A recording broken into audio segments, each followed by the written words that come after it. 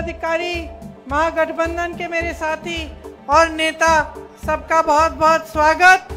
हमारे यहाँ से उम्मीदवार श्री अभिषेक रंजन जी, आपका भी यहाँ स्वागत। आप बैठ जाइए, मैं बुला लूंगी। और मेरे भाई और बहनों, कितने समय से इंतजार कर रहे हो? आज धूप है काफी, तंबू नहीं लगा है ना? कोई बात नहीं, संघर्ष की आदत है, हाँ? मुश्किल झेलने की आदत है। किसने आदत डलवाई? किसने आदत डलवाई? ये जो 20 साल से जो सरकार चल रही है ना बिहार में, उसी ने ये आदत डलवाई है आपको कि आपका जीवन सिर्फ संघर्ष है। आपके जीवन में मुश्किलें बढ़ती चली जा रही हैं। आपके लिए सरकार कुछ करती नहीं है, कोई सहायता नहीं मिलती। ये एक महान धरती है, आपकी महान धरती है। शायद आपको आज के दिन इसका एहसास नहीं होगा, लेकिन हमें एहसास है कि ये जो धरती है, यहीं से हमारी आजादी की लड़ाई शुरू हुई। यही चंपारण की धरती, और इसकी महानता ये है कि आपके पूर्वज जो किसान थे, उन्होंने महात्मा गांधी को प्रेरित किया कि यहाँ आओ और यहाँ से एक आंदोलन शुरू करो और इस साम्राज्य को शिकस्त दो। यहाँ से, चंपारण से। ये है आपकी महानता। और आप इसमें से दो चीजें समझ सकते हो इस बात से। एक, कि आपके पूर्वजों की और आपकी इस धरती की महानता क्या है। सोच लो, उस समय फोन नहीं था, उस समय गाड़ी से नहीं आते थे लोग, उस समय यहाँ पहुंचना मुश्किल था, यहाँ की बात वहां तक पहुंचनी मुश्किल थी। फिर भी किसी तरह से यहाँ के किसानों ने जो आंदोलन किया, वो एक ऐसा आंदोलन किया कि वो आवाज, उनकी आवाज महात्मा गांधी तक पहुंची और महात्मा गांधी यहाँ आए।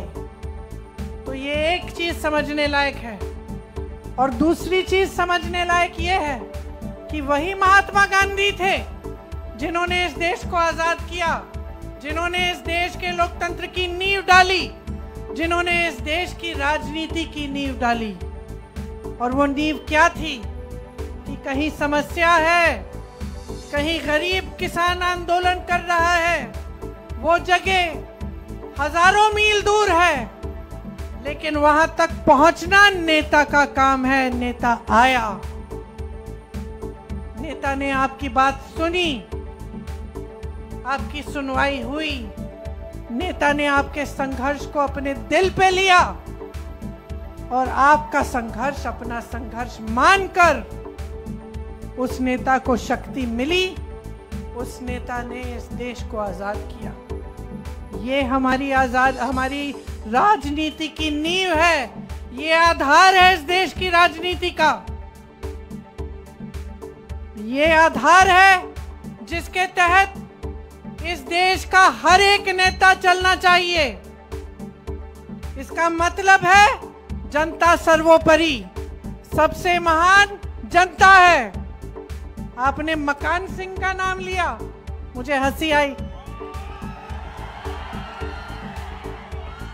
जैसे नाम लिया, मैंने कहा ये तो अजीब नाम है। फिर आपने समझाया कि ये मकान सिंह का नाम मकान सिंह क्यों है।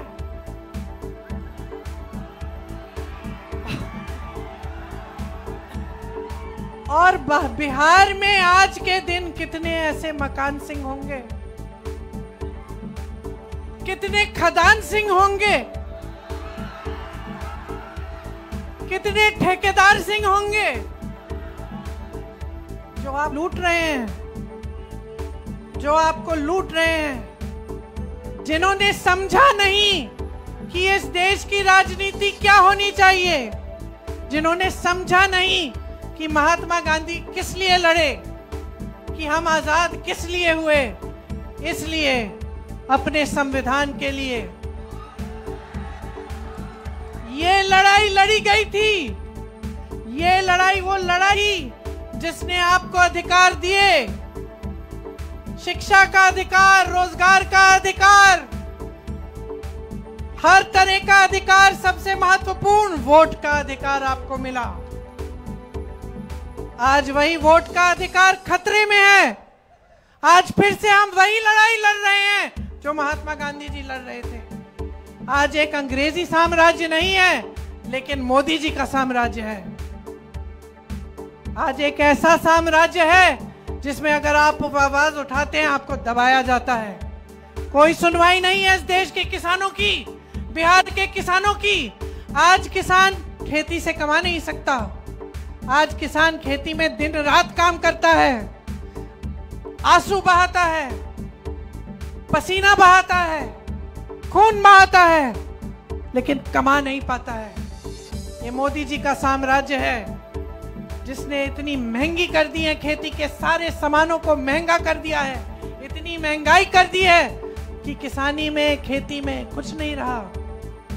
ये मोदी जी का साम्राज्य है जिसमें आपको अपने उपज का दाम नहीं मिलता, जिसमें आपको सही न्यूनतम समर्थन मूल्य नहीं मिलता, जिसमें खाद समय से नहीं मिलती, जिसमें आप अकेले संघर्ष करते हो। और इन्हीं का साम्राज्य है जिसमें किसान कर्ज लेता है, कर्ज देते देते उसका पूरा जीवन निकल जाता है। उसकी बेटी की शादी होती है, उसको कर्ज लेना पड़ता है। कर्ज का ब्याज देते देते कमर टूट जाती है। ये मोदी जी का साम्राज्य जिसमें आपकी कोई सहायता नहीं होती। आपका जो लोन है, आपका जो कर्ज है, कभी माफ नहीं होता। लेकिन बड़े बड़े सेठों का, अंबानी जी का, अडानी जी का लाखों करोड़ का लोन माफ होता है। ये मोदी जी का साम्राज्य है जिसमें जो बिहार की शिक्षा व्यवस्था थी, जो मजबूत थी, जिससे आईएएस ऑफिसर जाते थे पूरे देश में, आईपीएस, आईएफएस, आज ठप हो चुकी है। बड़ी बड़ी बातें करते हैं मंच पर आकर, लेकिन दिखाने को क्या है? कौन सा नया कॉलेज बनवाया, कौन सी नई यूनिवर्सिटीज, विश्वविद्यालय बनवाए। ऊपर से नौजवान को शिक्षित करने के लिए आप सब कमर तोड़ते हैं, संघर्ष करते हैं, कर्ज लेते हैं, क्योंकि मैं जानती हूं कि आप में से एक ऐसा नहीं है जो ये नहीं चाहता कि अपना बच्चा अपने से ज्यादा तरक्की करे। एक ऐसा नहीं है। गरीब से गरीब परिवार में जाओ, दूर दराज इलाके के गांव में जाओ, वहां के लोग कहेंगे सबसे पहला लक्ष्य क्या है? बच्चों को पढ़ाना है, बच्चों को शिक्षित करना है, बच्चों को रोजगार दिलवाना है, ताकि बच्चे अपने पैरों पे खड़े हो पाएं। लेकिन ये मोदी जी का साम्राज्य है, इसमें यहाँ बिहार की जो शिक्षा की व्यवस्था है वो ठप हो चुकी है। क्या कह रहे हैं?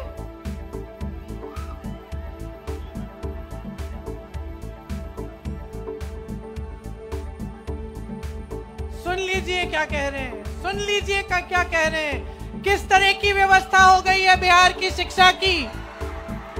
ये मैं नहीं कह रही हूं, ये आपकी आवाज है, लेकिन सुनने वाला नहीं है आपकी आवाज को, कोई सुनने वाला नहीं है। एक समय था जब सरकारी रोजगार के लिए लोग तड़पते थे, लोग तड़पते थे कि किसी ना किसी तरह सरकारी नौकरी लग जाए, जीवन भर हम सुरक्षित रहेंगे, हमारा आराम हो जाएगा।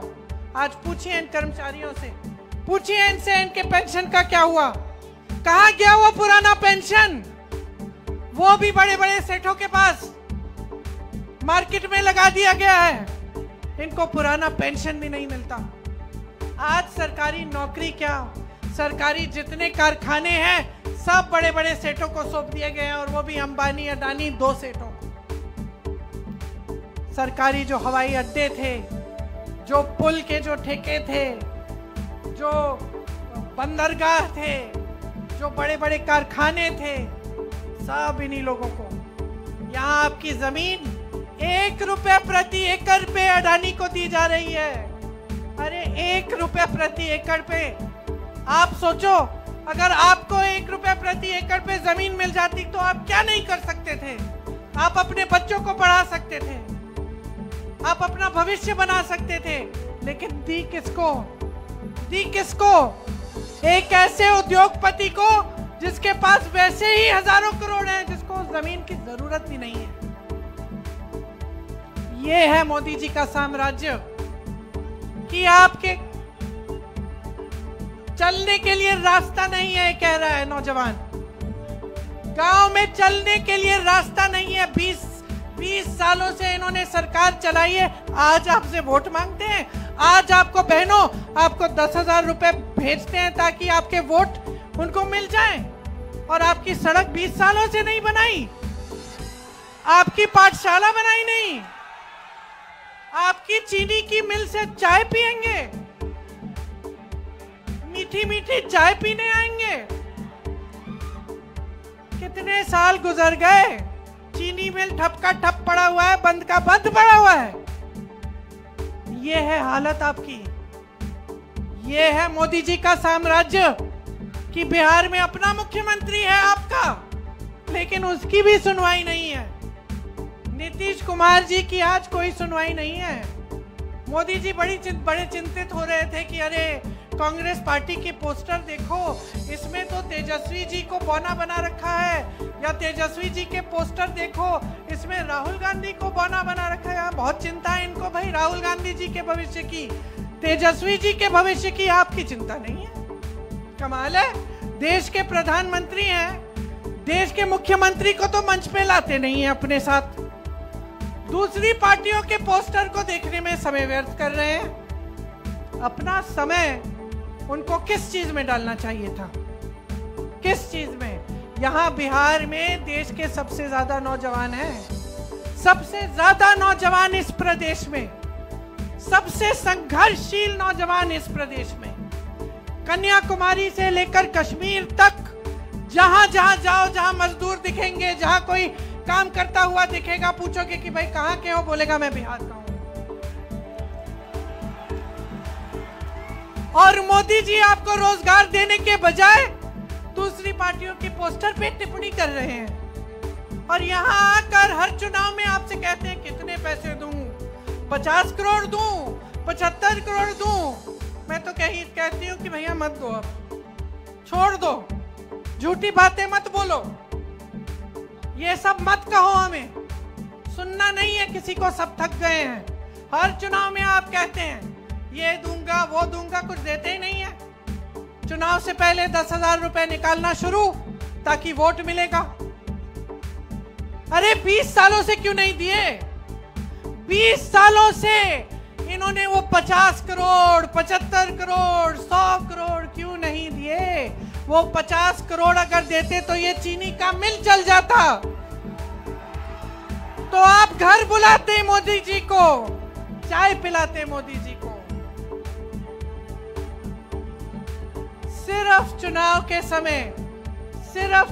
के समय आपकी बात होती है, बाकी 5 सालों में अडानी की बात होती है, अंबानी की बात होती है। यहाँ मेरी बहनें बैठी हैं, खड़ी हैं यहाँ। सबसे बड़ा संघर्ष आपका है, सबसे ज्यादा संघर्ष आप करती हो। ये नौजवान लड़कियां जो यहाँ खड़ी हैं, पढ़ने के लिए भी तुमने संघर्ष किया होगा, कल रोजगार चाहिए होगा, संघर्ष करोगी। और चाहे कुछ भी करो, घर आके तुम्हें ही काम करना पड़ेगा, तुम्हें ही घर संभालना पड़ेगा, बच्चों की परवरिश करनी पड़ेगी, बड़ों का देखभाल करना पड़ेगा। सब खाना खाएंगे, अंत में तुम खाओगी, सब सो जाएंगे, अंत में तुम सोगी, सब काम करके थक के आके लेट जाएंगे, तुम लेटोगी नहीं। और तुम्हारे लिए क्या है? चुनाव के समय घूस, यही है। बाकी 5 सालों में कुछ नहीं। तुम्हें आगे बढ़ाने के लिए क्या किया? तुम्हें रोजगार देने के लिए क्या किया? तुम्हें मजबूत बनाने के लिए क्या किया? कुछ नहीं किया। खुद कर रही हो, कोई सहायता नहीं है। समाज से भी मुश्किल होती है, समाज भी सहायता नहीं करता, सरकार भी सहायता नहीं कर रही है। अब उनको दिखने लग गया है कि महिलाएं जो है इकट्ठी हो रही हैं, समझदार हो गई हैं, समझती हैं कि उनके वोट में शक्ति है, तो चलो चुनाव के पहले दे देते हैं 10,000 रुपए। आज ये परिस्थितियां हैं आपकी, ये परिस्थितियां हैं कि आपके सामने देश के बड़े से बड़े नेता आकर झूठ बोलते हैं। बिल्कुल सही बोला, अगर देश बचाना है, देश चलाना है, तो ये सरकार हटानी पड़ेगी। अगर अपना भविष्य बनाना है तो ये सरकार हटानी पड़ेगी। आपसे हर परिवार में से कम एक सदस्य पलायन करके जाता होगा। कोई समझता है कि इसका मतलब क्या है? कोई समझता है कि जब यहां से बड़े शहर में जाते हो, अपनों को छोड़ के जाते हो, अपने परिवारों को छोड़ के जाते हो, अपनी बीवियों को, बच्चों को, माँ बाप बीमार हैं, बुढ़े हैं, आ नहीं सकते वापस, संघर्ष करते हैं यहाँ पे, तुम संघर्ष करते हो वहां पे। 10-10 लोग एक कमरे में ठुसे हुए सोते हैं रात को। जहां नौकरी मिल जाती है वहां नौकरी ले लेते हैं। अच्छा वेतन है, नहीं है, कोई बात नहीं, कुछ तो मिल रहा है, चलो घर भेजने के लिए कुछ तो होगा हाथों में।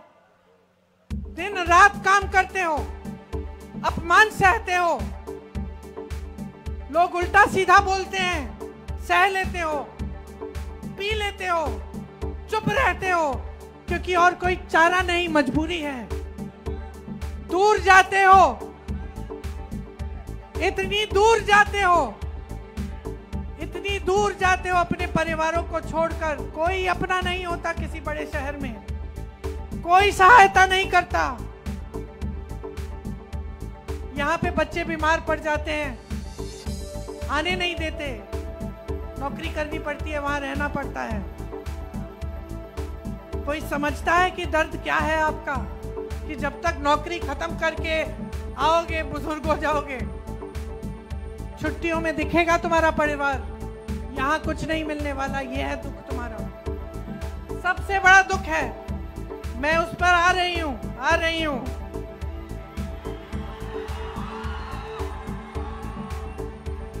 देखो, सुनो, समझो मेरी बात। हाँ, समझो मेरी बात। पहले रोजगार कहाँ से मिलता था?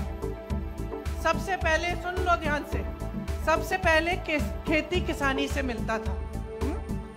खेती करते थे, पैसे कमा लेते थे, खेती में रोजगार भी बच जाता था, मजदूरी भी लग जाती थी।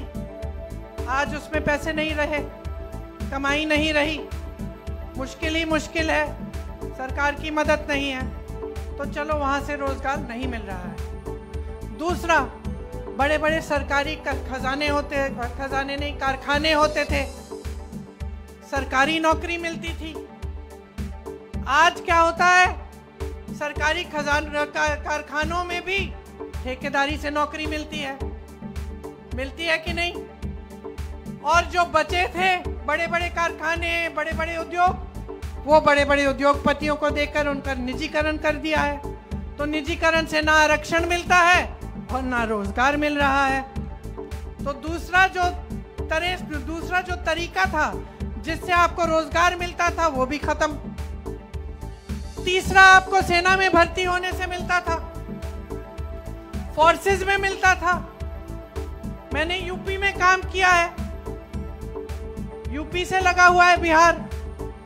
सुबह 4 बजे मैं देखती थी गांव में नौजवान दौड़ लगा रहे हैं, इतने बच्चे दौड़ लगा रहे हैं। एक बार बहुत 4 बजे थे रात के, सुबह के, और मैंने देखा कि कुछ लड़के एक झुंड बना के दौड़ रहे आ रहे हैं। तो मुझे लगा कि भाई, मुझे तो पुलिस पकड़ रही थी उस समय, क्योंकि मैं प्रदर्शन कर रही थी, तो मैं पुलिस से बच के जा रही थी।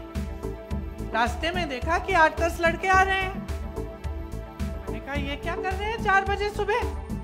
पूछा अपने साथियों से कि क्या कर रहे हैं 4 बजे सुबह ये लोग। यहाँ मेरे यूपी के साथी बैठे, कहा कि दीदी ये तो दौड़ लगा रहे हैं, प्रशिक्षण कर रहे हैं, क्योंकि सेना के लिए, भर्ती के लिए एग्जाम देंगे, फिजिकल देंगे। फिर मैंने बातचीत की उन बच्चों से और उन्होंने बताया, हाँ, तुम जितने थे उनमें से आधे तो बड़े थे, आधे तुम जितने थे कि चलो 1-2 साल बाद देंगे हम इम्तिहान, फिर भी हम अभी से प्रशिक्षण करते हैं। इतना चाहते थे लोग कि हम सेना में जाएंगे, और उसमें सिर्फ नौकरी की, रोजगार की बात नहीं थी, उसमें देशभक्ति की बात भी है। क्या किया इन्होंने? अग्निवीर ले आए। 4 साल सेना में जाओ, उसके बाद घर बैठो बेरोजगार। ये स्कीम लाए और जनता को इतना बेवकूफ समझ रखा है कि जब ये स्कीम लाए तो मोदी जी ने इस स्कीम का ऐसा ऐलान किया कि भगवान जाने कौन सी बढ़िया चीज ला रहे हैं आपके लिए। और कर क्या रहे थे? सेना को कमजोर कर रहे थे, आपको कमजोर कर रहे थे। तो समझ लीजिए, जहां जहां से रोजगार मिलता था सब खत्म कर रहे हैं। सब बड़े बड़े उद्योगपतियों के हाथ जा रहा है। शिक्षा के संस्थान बन नहीं रहे हैं, अस्पताल नहीं है ठीक ढंग के इलाज के लिए, प्राइवेट में जाना पड़ता है। प्राइवेट में फीस जानते हैं कितनी है? आप जानते हो, बड़े बड़े नेता जानते हैं कि नहीं मुझे मालूम नहीं, आप जानते हो। क्योंकि जब कोई किसी बड़ी बीमारी से इसका सामना करना पड़ता है, आपको कर्ज लेना पड़ता है। ये है परिस्थिति आज आपकी, इस महान प्रदेश की, जिसने इस देश को बनाया है, जो आज भी इस देश का निर्माण कर रहा है, कन्याकुमारी से लेकर कश्मीर तक। मेरे भाई यहाँ आए यात्रा करने के लिए वोट चोरी के खिलाफ।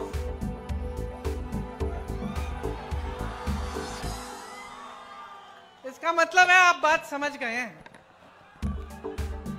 शायद आपने आज भी देखा होगा, आज उन्होंने दिखाया कि जो हरियाणा में चुनाव था किस तरह से उसकी चोरी हुई है, किस तरह से उन्होंने एकदम व्यवस्थित ढंग से वोटों की चोरी की, वोटों को काटा, वोटों को जोड़ा ताकि फिर से उनकी सरकार बने। बिहार में उन्होंने 65 लाख वोट काटे हैं। इसका मतलब है 65 लाख बिहारियों के इन्होंने अधिकार काट दिए, रद्द कर दिए। कल को आपको कोई स्कीम, सरकारी पैसे मिलने हैं तो भूल जाइए, आपका तो नाम ही नहीं है, काट दिया गया है। और इसलिए काट दिया गया है क्योंकि जान रहे हैं कि बिहार की जनता ऊब चुकी है, थक चुकी है इनके झूठों से। बिहार की जनता बदलाव चाहती है, बिहार की जनता एक नई सरकार चाहती है, बिहार की जनता अपना पुराना गर्व चाहती है, अपना रोजगार अपनी धरती पे चाहती है, अपने जो नौजवान को अपने बिहार में सशक्त करना चाहती है। महागठबंधन है हमारा, हमने आपके लिए सोचा है। हम चाहते हैं कि हमारी बहनें मजबूत बने। मुझे मालूम है कि आपको 10,000 रुपए दिए जा रहे हैं अभी चुनाव के पहले। इनकी बातों में मत पड़ो, समझदार हो, पैसे ले लो, कुछ अच्छा करो, उससे बचा लो, लेकिन वोट मत दो अपना, मत दो अपना वोट। अपना वोट तुम इन बच्चों के लिए दो, इन बच्चों के लिए जो दो कि अगर महागठबंधन की सरकार आएगी, इन बच्चों का भविष्य बनेगा। हम हर गरीब महिला को हम 2500 रुपए हर महीने देंगे। हम हर गरीब परिवार को एक मकान और उसके साथ या तो मकान मिलेगा या 3 से 5 डिसमिल जमीन मिलेगी। जो जमीन मिलेगी वो महिलाओं के नाम होगी, आपके नाम होगी। हम समझते हैं कि देश का पैसा आपका पैसा है, आपके हाथों में वापस जाना चाहिए। महिलाओं के लिए कॉलेज बनवाएंगे, अच्छी शिक्षा की व्यवस्था कराएंगे। और मैंने इलाज बात की, 25 लाख रुपए तक आपका इलाज मुफ्त में होगा। किसी को भी कोई भी बीमारी हो, चाहे कैंसर हो, चाहे हार्ट की बीमारी हो, चाहे लिवर की बीमारी हो, चाहे फेफड़े की बीमारी हो, 25 लाख तक आपका इलाज मुफ्त में होगा। ये काम हमने किया है। जहां कांग्रेस की सरकारें हैं वहां पे महिलाओं को हर महीने पैसे मिल रहे हैं। जहां कांग्रेस की सरकारें हैं वहां कर्ज माफ हुए हैं किसानों के। जहां कांग्रेस की सरकारें हैं वहां पे, जहां राजस्थान में सरकार थी वहां पे 25 लाख का इलाज मुफ्त में हुआ।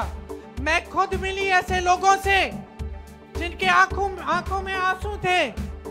मुझे बताया कि हमारा हार्ट का पूरा ऑपरेशन मुफ्त में हुआ है, हमें एक पैसा नहीं देना पड़ा।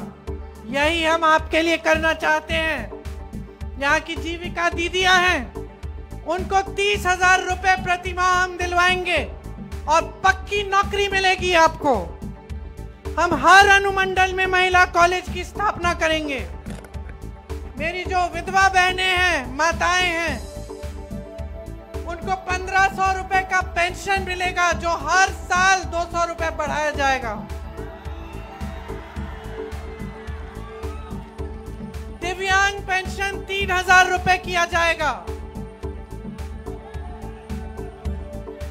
सामाजिक न्याय के लिए पंचायती राज और नगर निकायों में ईबीसी का आरक्षण 30% और दलित का आरक्षण 20% किया जाएगा। अति पिछड़ा वर्ग अत्याचार निवारण अधिनियम बनाया जाएगा, जिससे जो आज अति पिछड़ी जातियों और दलितों के ऊपर जो अत्याचार हो रहा है उसको बंद किया जाए। निजी शिक्षा संस्थानों में भी आरक्षण लागू होगा। इसके साथ साथ नौजवानों के लिए, अगर आप अपना कोई छोटा सा कारोबार शुरू करना चाहते हैं तो आपके लिए सरकार 2 लाख रुपए देगी।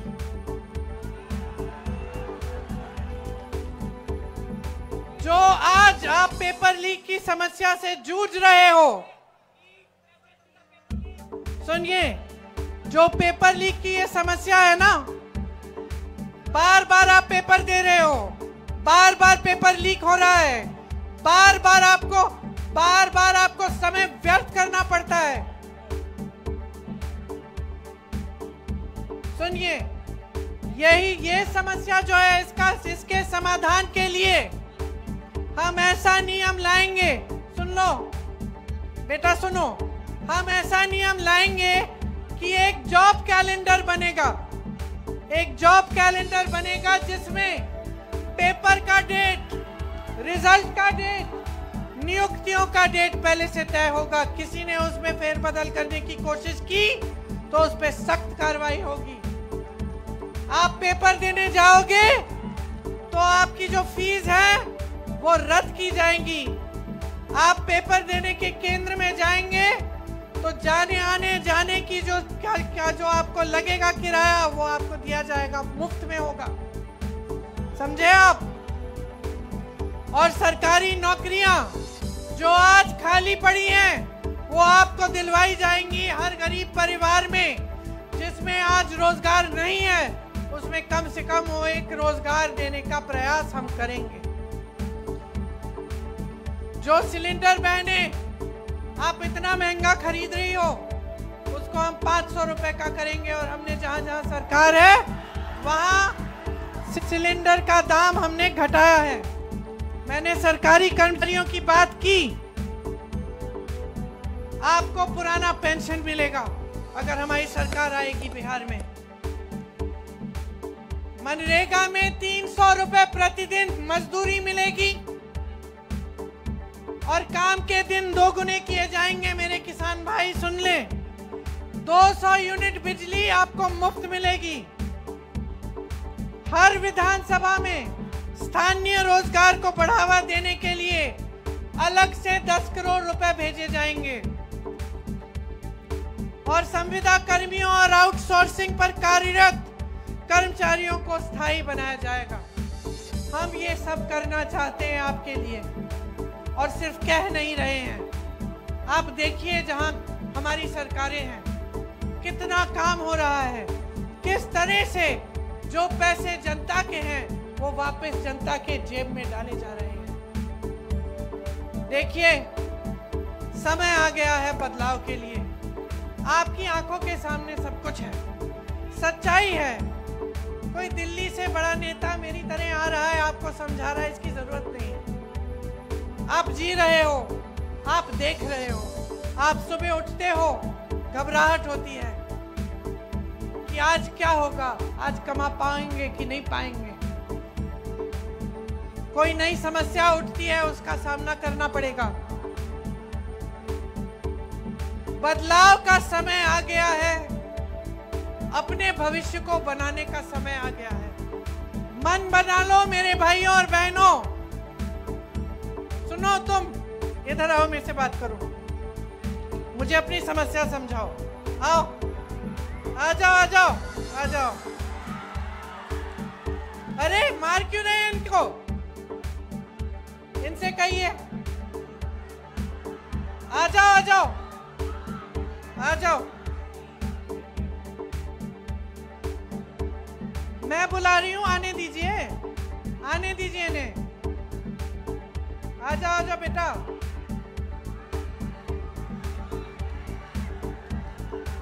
आ जाओ, शाबाश। आओ, ऊपर आओ। उसको पकड़ो मत।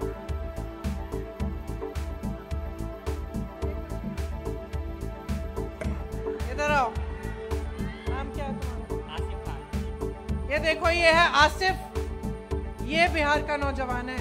लड़ लड़ के वहां से आया मुझे अपनी समस्या बताने के लिए। ये है बिहार का नौजवान जो अपने अस्तित्व को समझता है, अपने अधिकारों को समझता है, जो लड़ता है अपने अधिकारों के लिए, जो समझ रहा है कि इसके साथ क्या हो रहा है आज। तो मैं कहना चाहती हूँ, मेरे भाषण के बाद तो मुझे समझा लेना बात। मैं कहना चाहती हूँ कि आप में जोश है, आप में काबिलियत है, आप में इस देश के सबसे ज्यादा नौजवान बिहार में हैं। आप में गर्व है अपनी धरती पे। अपनी जगह समझो इस देश में क्या है। आप आगे होने चाहिए। आप सर्वोपरि हैं। आप इस देश की जनता हैं, इस देश की शक्ति हैं, इस देश का लोकतंत्र हो तुम। समझ लो, आंखें खोलो और अपना भविष्य बदलो।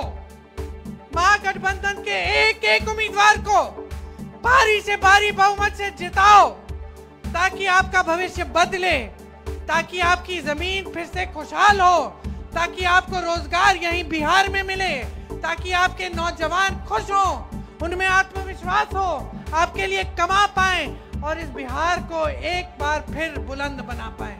एक बार मेरे साथ जोर से बोलिए, बिहार की धरती की, और जोर से, बिहार की धरती की जय, बिहार की धरती की जय। जय Hind. Thank you so much for watching this video. Don't forget to like, comment, share, and subscribe.